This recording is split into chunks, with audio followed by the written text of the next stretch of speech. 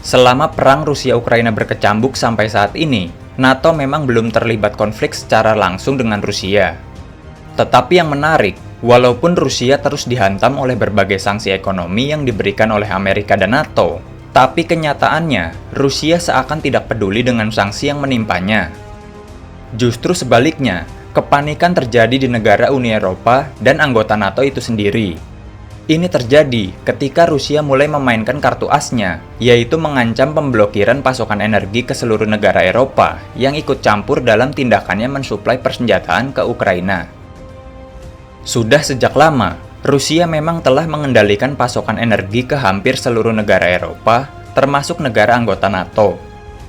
Belum lama ini, Putin juga mengancam bagi siapapun negara Eropa yang bukan sahabat Rusia, wajib membayar pasokan gas menggunakan mata uang rubel, atau pasokan energi mereka akan diblokir oleh Rusia.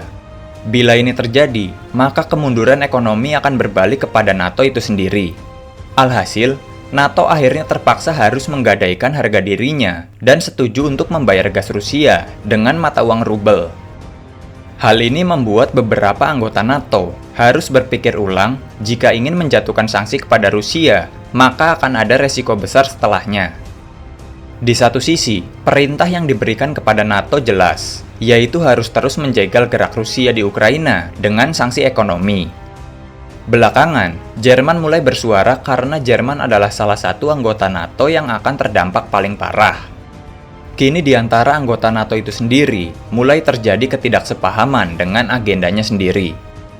Karena bagi Amerika dan NATO, membeli gas Rusia sama saja mendukung serta membiayai langkah Rusia di Ukraina. Mungkin bagi Amerika, hal ini tidak akan terlalu berdampak, tetapi kehilangan pasokan gas Rusia bagi NATO itu adalah masalah serius. Sudah sejak lama, Amerika memperingatkan anggota NATO agar tidak bergantung kepada gas Rusia, namun tidak digubris. Mungkin selain harga gas yang murah, energi yang dipasok oleh Rusia juga tidak membutuhkan infrastruktur yang mahal dan sangat efisien. Diperkirakan hingga tahun 2045, Uni Eropa dan NATO barulah bisa melepaskan diri dari cengkeraman energi Rusia. Dibutuhkan dana yang sangat besar untuk membangun infrastruktur baru dan tidak akan terrealisasi dalam waktu yang dekat.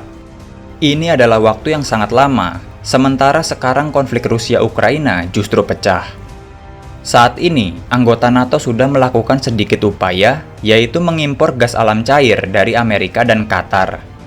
Itu berakibat pada mahalnya biaya pengiriman yang berkali-kali lipat dari gas Rusia, yang memang sudah memiliki infrastrukturnya. Lalu sampai kapan upaya impor ini akan berlangsung? Sementara Eropa baru mencoba bangkit dari kemunduran ekonomi akibat COVID-19. Walaupun beberapa anggota NATO sudah melakukan upaya ini, namun tetap saja itu hanyalah upaya kecil, bahkan tidak bisa memenuhi kebutuhan energi di seluruh Eropa. Kota Lubmin, Jerman adalah salah satu dari sekian banyak kota di Jerman yang dialiri gas alam dari pipa gas Rusia. Bahkan wali kota Lubmin mengatakan dengan tegas bahwa Jerman sangat bergantung kepada Rusia. Dia mengatakan, tidak ada dari kami yang membayangkan Rusia akan berperang.